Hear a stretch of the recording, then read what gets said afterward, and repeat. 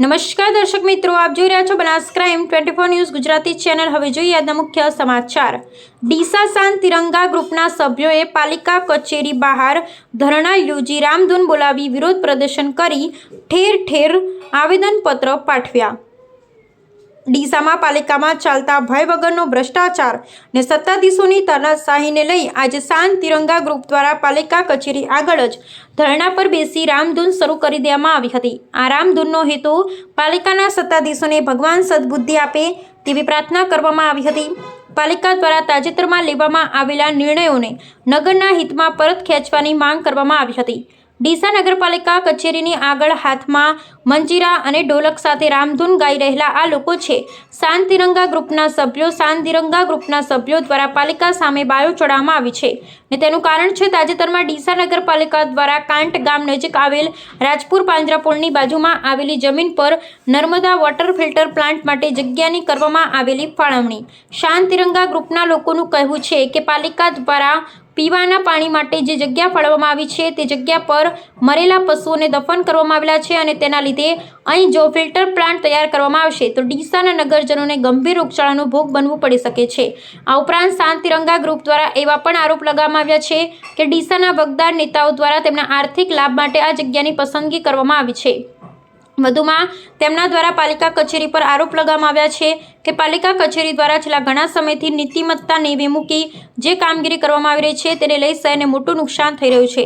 ત્યારે જો ડીસા નગરપાલિકાના સત્તાધીશો દ્વારા તેમનો આ રાજહટ છોડવામાં નહીં આવે તો શહેરને આગામી સમયમાં મોટું નુકસાન થઈ શકે તેમ છે ને તેનાથી શહેરમાં મોટું આંદોલન થાય તો નવાઈ નહીં। ડીસા નગરપાલિકા છેલ્લા ઘણા સમયથી એક પછી એક વિવાદોમાં સપડાઈ રહી છે ત્યારે શાંત તિરંગા ગ્રુપ દ્વારા શરૂ કરવામાં આવેલું આ આંદોલન આગામી સમયમાં ડીસા નગરપાલિકાની મુશ્કેલીઓ વધારી શકે તેમ છે। તો બીજી તરફ ભાજપ શાસિત ડીસા નગરપાલિકાની સામાન્ય ચૂંટણી પણ નજીક આવી રહી છે ત્યારે વિવાદથી ઘેરાયેલી ડીસા નગરપાલિકાનો આ વિવાદ આગામી સમયમાં ભાજપ માટે પણ મુશ્કેલી સર્જી શકે તેમ છે। ત્યારે શું પાર્ટી દ્વારા પ્રમુખને રજા પર ઉતારવામાં આવશે કે પછી વિવાદને શાંત પાડવા માટે કોઈ અન્ય વિકલ્પ પસંદ કરવામાં આવશે તેની પર સૌ કોઈની નજર મંડાયેલી છે। અહેવાલ હરીશ ઠક્કર, ડીસા, બનાસકાંઠા।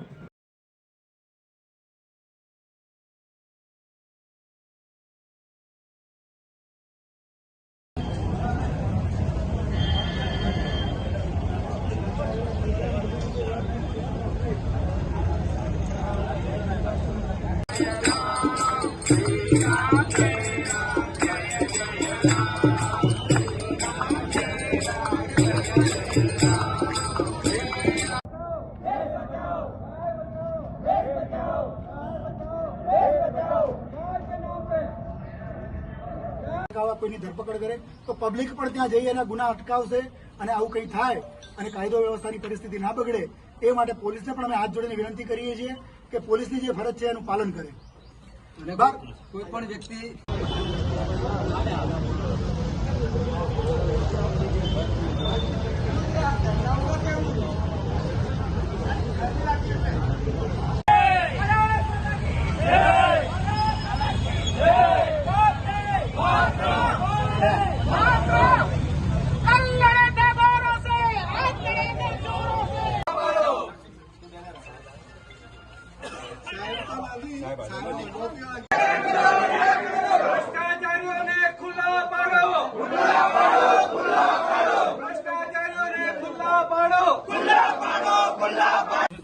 આવા સમયે રખડતા પશુથી મૃત્યુ થયું છે એવી એફઆઈઆર કરીને રૂટીનમાં એની તપાસ કરી અને કોઈ ગુનેગાર સામે કાર્યવાહી થતી નથી। આ સાપરાધ મનુષ્યવધ છે। નગરપાલિકાના અધિકારીઓ સારી રીતે જાણે છે કે આ રીતે રખડતા ઢોર રાખશો પશુ પક્ષીઓની કતલ થાય છે।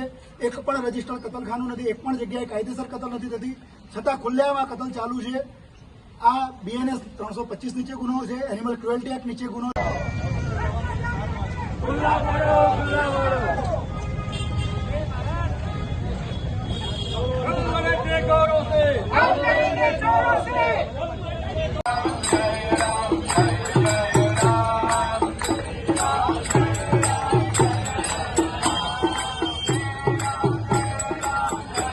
આપણે શાંતિપૂર્વક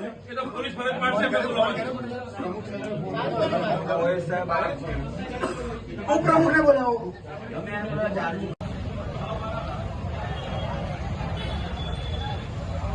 ચોક્કસથી દિશામાં આજે દિશાના નિદર્શનો દ્વારા એક તિરંગા જન સંગઠન નામનું સંગઠન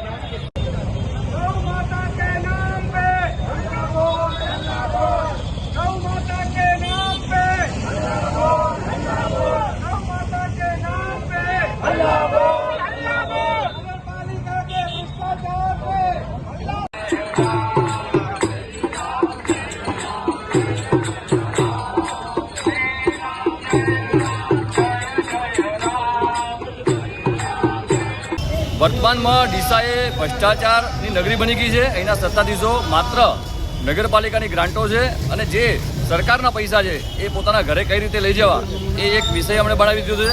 આવા સમયે ડીસાના યુવાનો જાગૃત થયા છે અને શાંત તિરંગા નામનું એક ગ્રુપ બનાવ્યું છે. આ સંગઠન ડીસાની અંદર ચાલતો ભ્રષ્ટાચાર છે એનો વિરોધ કરશે. તેમજ અત્યારે ડીસાની અંદર જો ચર્ચિત કોઈ વિષય હોય તો ડીસા પાંજરાપોળ કાંઠ જે આવેલું છે એની જગ્યા જમીનની વાત છે જે ગૌ માતા છેલ્લા 25 વર્ષથી વસવાટ કરી રહી છે.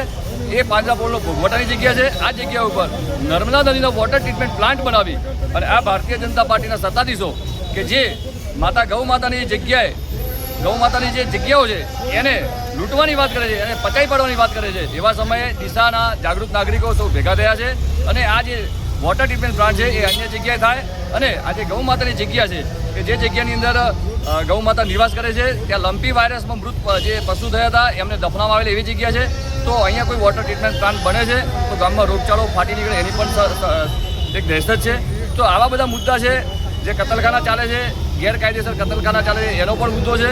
તેમજ રખડતા ઢોરનો મોટો પ્રશ્ન છે કે ડીસાની જનતાને વારંવાર લગાડી રહી છે, એમનું અહિત થઈ રહ્યું છે. તો આ બધા મુદ્દા સાથે ડીસા નગરમાં જાગૃતિ આવે અને આ જે સત્તામાં બેઠેલા લોકો છે એ ક્યાંક ને ક્યાંક પોતાની શાન ઠેકાણે આવે એના માટે આજે આવેદનપત્ર અને રામધૂનનો કાર્યક્રમ રાખેલ છે. આજરોજ અહીંયા ડીસાના નાગરિકોની સલામતીના પ્રશ્નો સાથે ભેગા થયા છે. ડીસા નગરપાલિકા દ્વારા જ્યાં મરણ ગયેલા ગાયોના મૃતદેહોને સમાધિ આપવામાં આવેલી છે એવી જગ્યા ઉપર વોટર ટ્રીટમેન્ટ પ્લાન્ટ બનાવવાનું આયોજન કરવામાં આવે છે, જેના કારણે ભવિષ્યમાં ખૂબ મોટો રોગચાળો ફાટી નીકળવાની શક્યતા છે. જેથી વોટર ટ્રીટમેન્ટ પ્લાન્ટનું સ્થળ બદલવા માટેની માંગણી, આ ઉપરાંત ડીસા શહેરમાં ગેરકાયદેસર પશુ મંડીઓ અને કતલખાનાઓ ચાલે છે, માંસ મટનની દુકાનો ચાલે છે અને આ તમામ નગરપાલિકાની જગ્યાઓ ઉપર દબાણો કરીને ચાલે છે. એ તાત્કાલિક હટાવવા માટે પોલીસ પણ એના વિરુદ્ધ કાર્યવાહી કરે, ફૂડ સેફ્ટી ડિપાર્ટમેન્ટ કાર્યવાહી કરે એ માગણી સાથે આ ઉપરાંત ડીસા શહેરના નાગરિકોને, બાળકોને, વૃદ્ધોને રખડતા પશુઓના કારણે કાયમી જીવનું જોખમ છે અને ડીસા નગરપાલિકા આ બાબતે કોઈ વ્યવસ્થા કરતી નથી. આ બાબત અબોલ જીવો માટે પણ જોખમકારક છે અને નાગરિકો માટે પણ જોખમકારક છે. તો આ પ્રશ્નનું નિરાકરણ કાયમી નગરપાલિકા લાવે. હમણાં જ તાજેતરમાં એક ગૌ માતા નગરપાલિકાએ 2 દિવસ સુધી ટ્રેક્ટર ટ્રોલીમાં બાંધી રાખી, એના કારણે મરણ ગયેલી. આવા કોઈ નવા પ્રશ્નો ઊભા ના થાય. ઉપરાંત શહેરના બ્યુટિફિકેશનના નામે જે કરોડો રૂપિયા ખર્ચાઈ રહ્યા છે અને સોશિયલ મીડિયામાં માત્ર વાહવા કરતી પોસ્ટો મૂકવામાં આવે છે, એના બદલે જે ડીસા વાસ્તવિક શું છે એ આ નગરના સત્તાધીશોને બતાવવા માટે અહીંયા આગળ નાગરિકો ભેગા થયા છે. અને જો આ નાગરિકોની સાચી વાતને સાંભળી અને આ સત્તાધીશો નહીં જાગે તો આગળ જતાં ઉગ્ર આંદોલન થશે.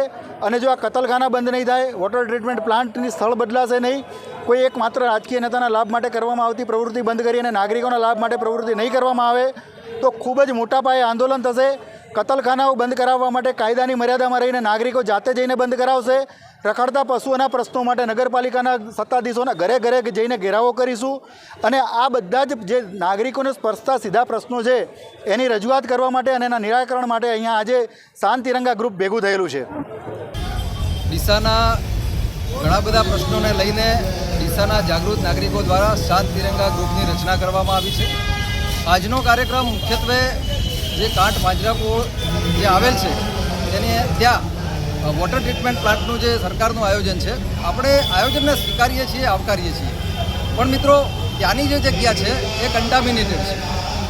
ત્યાં મૃત પશુઓ દફન કરેલા હોય, એમના અવશેષો હોય. ભવિષ્યમાં જો ત્યાં જો ટ્રીટમેન્ટ પ્લાન્ટ બને તો બેક્ટેરિયલ વાયરલ ઇન્ફેક્શન થઈ શકે છે.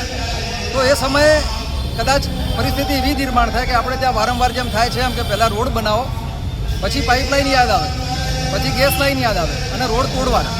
એટલે કદાચ આમાં એવું ના બને કે વોટર ટ્રીટમેન્ટ પ્લાન્ટ જે છે એ કદાચ 100 કરોડના ખર્ચે બને છે, મને અંદાજો છે ત્યાં સુધી.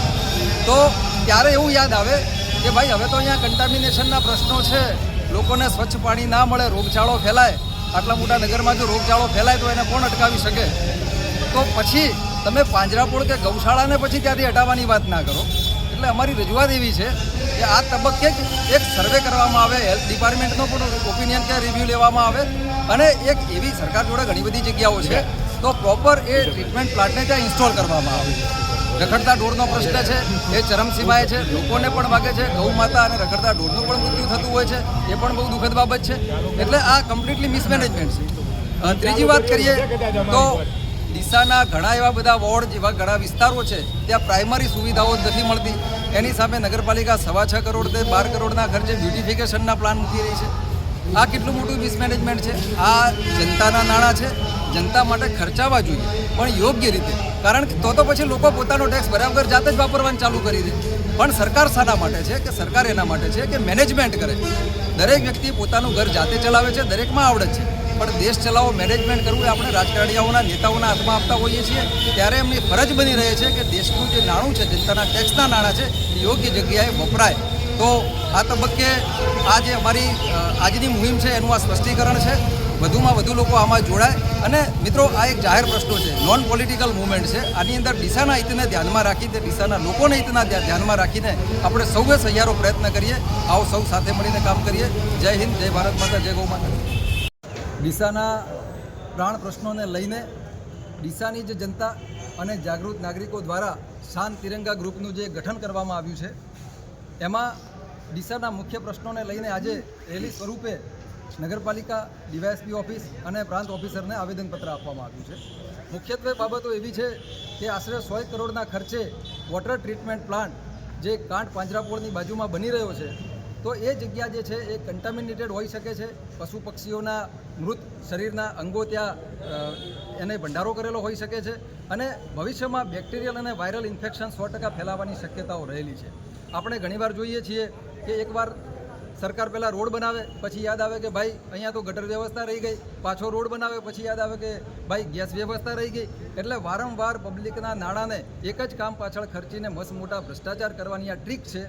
એને અટકાવવા માટે આપણી રજૂઆત એ છે કે ભાઈ એ જગ્યાનું સોઇલ ટેસ્ટિંગ થાય. ભવિષ્યમાં એકવાર જો ટ્રીટમેન્ટ પ્લાન્ટ બની જાય પછી સફાળા બેઠા થાવ કે ભાઈ લોકોની સુખાકારી અને આરોગ્યનો ખતરો છે, એટલે પછી તમે પાંજરાપોળને બીજે ખસેડવાના પ્લાનિંગ કરો અને ગૌ માતાનું આશ્રયસ્થાન છીનવાઈ જાય. કોઈ પણ અંશે યોગ્ય નથી. બીજી વાત, ડીસામાં ભ્રષ્ટાચારનો જે માહોલ છે, નગરપાલિકા મ્યુનિસિપલ એક્ટની જોગવાઈઓને અનુસર્યા વગર જે ઠરાવો કરે છે અને મસ્ત મોટા ખર્ચા ઉધારે છે, એને લઈને પણ આપણો વિરોધ છે. એક બાજુ ડીસા નગરપાલિકા ઓફિસના પોતાના ટોયલેટ સાફ સુથરા નથી અને કંડમ હાલતમાં છે, અને બીજી બાજુ ડીસાના જાહેર રોડ જે ઓલરેડી ડેવલપ છે એમાં 6.25 કરોડ રૂપિયા એવા માતબર રકમો ખર્ચી અને જનતાના નાણાંને આ કઈ બાજુ લઈ જવા માગી રહ્યા છે. મિત્રો, ત્રીજી વાત કે આ જે કોઈ કાર્યવાહીઓ થઈ રહી છે, જાગૃત નાગરિકો આગળ આવે છે, ફરિયાદો લખે છે, કોઈ કામગીરી નથી થતી. એક બાજુ સેનિટેશન શાખાના ભ્રષ્ટાચારની વાતો છે, કલેક્ટર બનાસકાંઠા એમાં એસઆઈટીનું ગઠન કરે છે તો એનામાં પણ કોઈ ખુલાસો નથી. ખરેખર જનતાના નાણાં જો ગેરવ્યાજબી રીતે વપરાતા હોય તો એમાં શું થયું એ જાણવાનો જનતાનો અધિકાર છે. તો આ બધી જ બાબતોને લઈને શાંત તિરંગા ગ્રુપ એક નોન પોલિટિકલ મુવમેન્ટ, જેમાં કોઈ રાજકારણ નહીં, માત્ર ડીસાના પ્રશ્નોને લઈને આપણે સૌએ સહિયારો પ્રયત્ન કરીએ છીએ. આપણે અપેક્ષા રાખીએ કે એમાં આપણને ચોક્કસ સફળતા મળશે અને આ ભ્રષ્ટાચારીઓ જેલ ભેગા થશે.